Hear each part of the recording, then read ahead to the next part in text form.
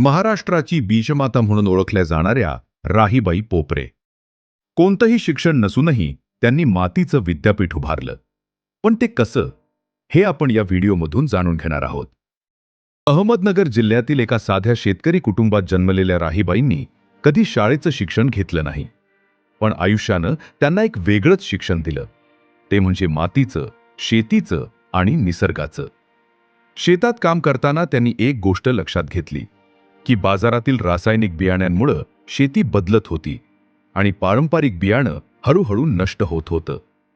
तेव्हा त्यांनी ठरवलं की ही बियाणं वाचवलीच पाहिजेत. एकटीने सुरुवात करून त्यांनी गावोगावी फिरत जुन्या पिकांच्या जाती गोळा केल्या. बाजरी, नाचणी, भात, भाजीपाला अशा शेकडो पारंपरिक बियाण्यांचं जतन केलं. आज त्यांनी हजारो शेतकऱ्यांना नैसर्गिक शेतीचं महत्त्व समजावलंय. त्यांचं हे काम इतकं मोठं आहे की त्यांना बीजमाता म्हणून ओळख मिळाली. ज्या स्त्रीनं कधी पुस्तकं वाचली नाहीत, मात्र मातीला आपलं विद्यापीठ बनवलं आणि निसर्गाला गुरु मानलं. त्यांच्या या कार्याची नोंद घेत भारत सरकारनं त्यांना पद्मश्री पुरस्कारानं गौरवले.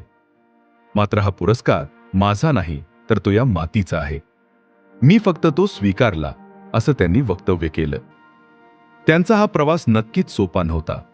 पण आज आपण जे अन्न खातोय ते पोषणयुक्त नाही, तर भेसळयुक्त आहे. यामुळे आपली सुपीक माती टिकावी आणि पौष्टिक अन्न पुढच्या पिढीला मिळावं, यासाठी राहीबाईंनी आपल्या अनुभवातून हा मातीचा ठेवा जपलाय. ही वास्तव कथा आपल्याला एकच संदेश देते की आपणच आपली माती आणि भविष्य वाचवलं पाहिजे. राहीबाई पोपरे यांच्या या अनोख्या कार्याबद्दलची कथा तुम्हाला कशी वाटली, कमेंट करून नक्की सांगा. आणि मराठी अभिमानाच्या संस्कृतीसाठी फॉलो करा मराठी कल्चर क्लब.